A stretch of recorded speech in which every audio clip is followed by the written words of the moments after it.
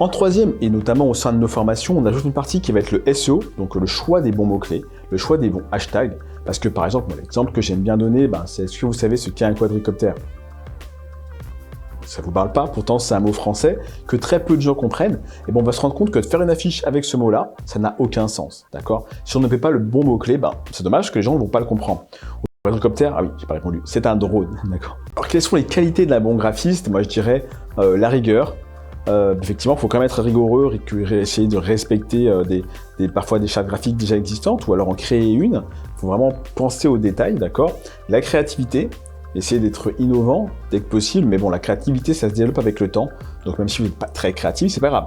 Vous pouvez le développer, plus vous allez faire, plus vous allez avoir la méthode de veille, d'accord, et plus vous allez être créatif. La polyvalence, parce qu'effectivement, il y a un certain type de compétences auxquelles il faut essayer de répondre, mais c'est ce qu'on voit en formation.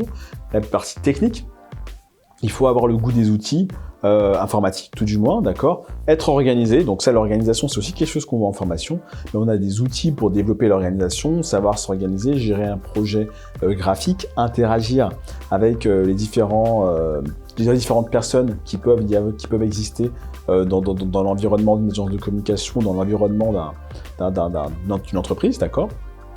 Être curieux, avoir une petite culture artistique, bon ça s'enrichit avec le temps, mais bon, à travers la formation, on voit déjà un certain nombre de choses, et être réactif, d'accord. Être réactif, ça vient aussi avec le temps.